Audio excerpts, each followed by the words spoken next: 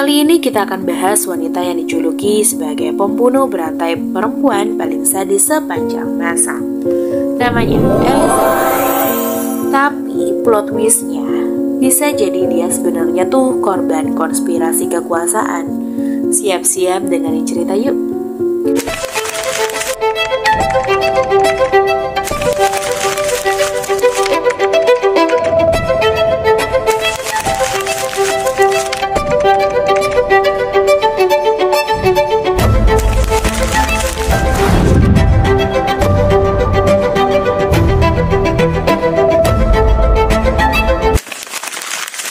Dia dijuluki sebagai The Blood Countess, Lady Dracula, bahkan masuk ke dalam rekor sebagai pembunuh berantai perempuan dengan jumlah korban terbanyak dalam sejarah.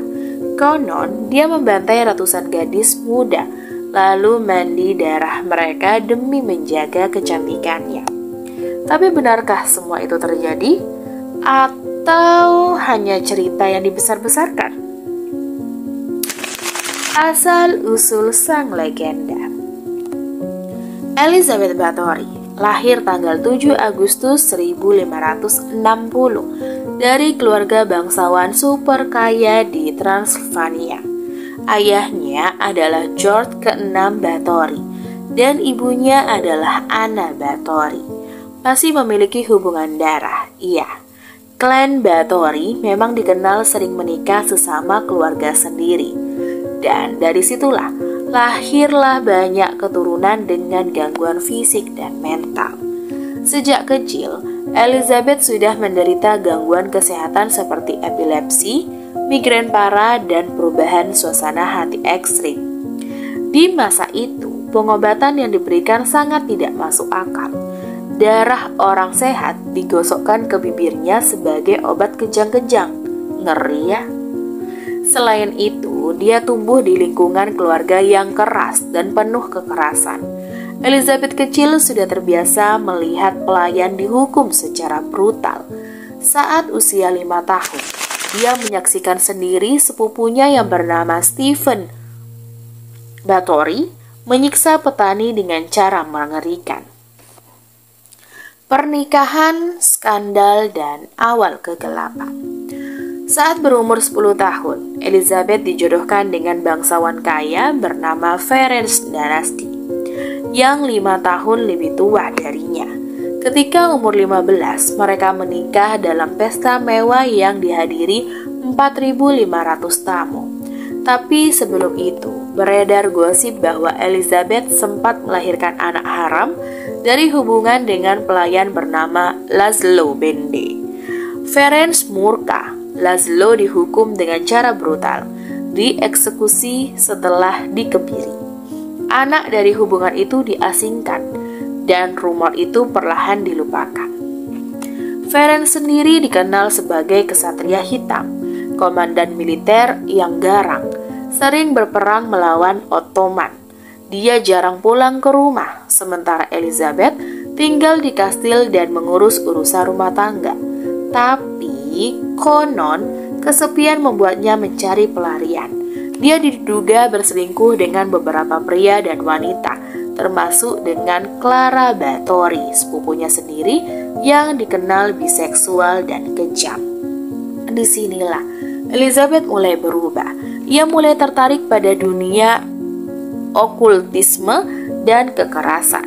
Bersama seorang wanita yang bernama Anna Darvulia, yang katanya adalah penyihir, Elizabeth mulai menyiksa para pelayan perempuan dengan kejam. Darah, penyiksaan, dan mitos kecantikan. Metodenya mengerikan, menyiram air dingin dan membiarkan pelayan membeku, membakar tangan mereka dengan besi panas, mencambuk, mencongkel daging, bahkan menggigit tubuh korbannya sendiri.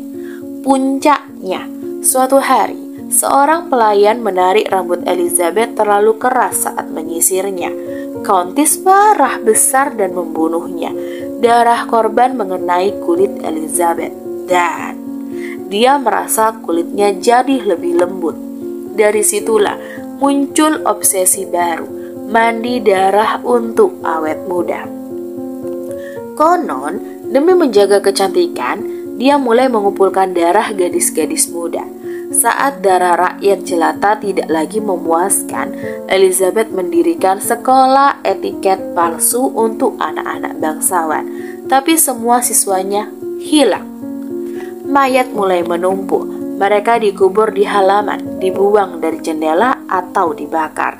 Para pendeta mulai curiga karena jumlah pemakaman yang tidak wajar. Tapi tidak ada yang berani melawan bangsawan. Sampai akhirnya penangkapan dan misteri persidangan.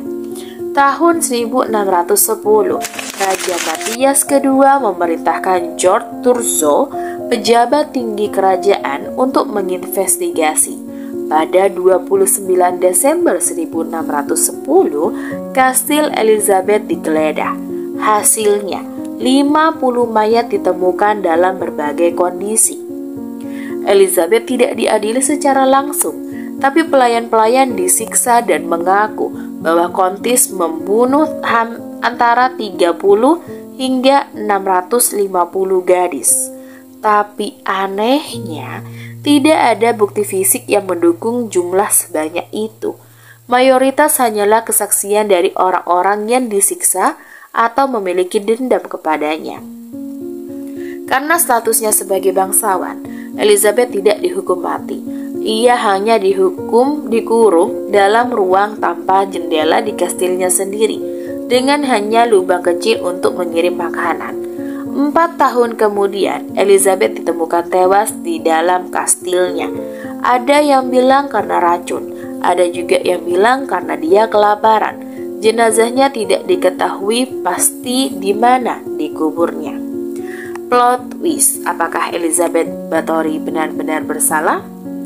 Sejumlah sejarawan modern mempertanyakan semua tuduhan ini.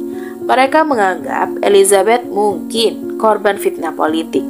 Klan Bathory sangat kuat, tapi ketika Ferenc meninggal, Elizabeth menjadi janda kaya dengan banyak tanah. Raja Matthias sendiri berhutang besar pada keluarga Elizabeth dan mungkin punya motif untuk menyingkirkannya. Banyak bukti hanyalah gosip dari pelayan yang disiksa untuk bersaksi. Tidak ada catatan pengadilan resmi dan tidak ada saksi bangsawan yang benar-benar melihat pembunuhan itu secara langsung. Beberapa menyebut bahwa kisah Manidara itu hanyalah urban legend saja yang berkembang dari cerita rakyat dan dibumbui oleh ketakutan terhadap sihir dan wanita kuat.